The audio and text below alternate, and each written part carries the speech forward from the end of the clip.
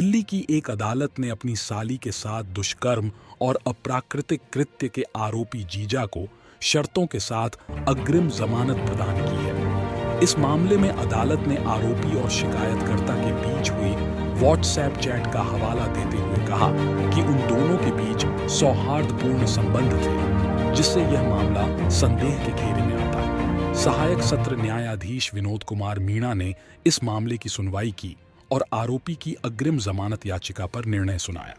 आरोपी के खिलाफ विकासपुरी पुलिस थाने में भारतीय दंड संहिता (आईपीसी) की विभिन्न धाराओं के तहत बलात्कार, अप्राकृतिक कृत्य, विवाहित महिला के साथ क्रूरता, आपराधिक विश्वासघात और सामान्य इरादे से संबंधित आरोपों के लिए प्राथमिकी (एफआईआर) दर्ज की गई थी। अदालत के 18 सितंबर को दिए गए आदेश में कहा गया कि दोनों पक्षों की दलीलों को सुनने और जमानत आवेदन के जवाब तथा संलग्न दस्तावेजों की समीक्षा करने के बाद यह स्पष्ट हुआ कि लगाए गए आरोप गंभीर प्रकृति के हैं। हालांकि कोर्ट ने इस बात पर जोर दिया कि व्हाट्सएप चैट से यह पता चलता है कि आरोपी और शिकायतकर्ता के बीच संबंध सौहार्दपूर्ण थे और यह तथ्य मामले को नई दिशा देता है। अदालत ने यह भी ध्यान में रखा कि शिकायतकर्ता और आरोपी के भाई के बीच लंबे समय से वैवाहिक विवाद चल रहा है, जो इस मामले की गंभीरता और जटिलता को और बढ़ाता है। कोर्ट ने इस बात पर भी ध्यान दिया कि शिकायतकर्ता ने पहले सितंबर और नवंबर 2022 में छेड़छाड़ के आरोप लगाए थे, लेकिन यह तथ्य विचारणीय है कि उसने तब कोई औपचारिक शिकायत दर्ज नहीं कराई। अदालत ने कहा कि इस आरोप के बारे में न तो परिवार के किसी सदस्य को जानकारी दी गई और न ही किसी प्रकार का संदेश या ईमेल भेजा गया,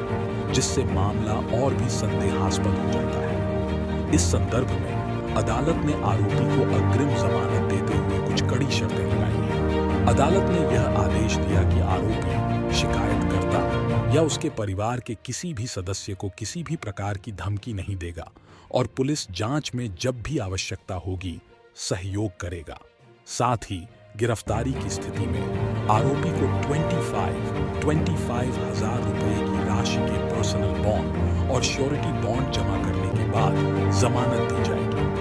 इस मामले में कोर्ट ने विशेष रूप से ध्यान दिया कि शिकायतकर्ता और आरोपी के भाई के बीच वैवाहिक विवाद पहले से ही चल रहा है, जिससे यह मामला पारिवारिक कलह और व्यक्तिगत मतभेदों का भी प्रतीक बन जाता है।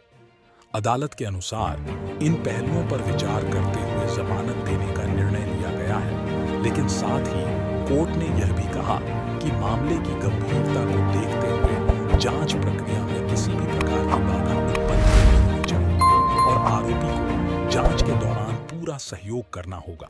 इस आदेश के बाद यह मामला एक बार फिर से चर्चा का विषय बन गया है, क्योंकि इसमें वैवाहिक विवाद, पारिवारिक संबंधों और आपसी संवाद,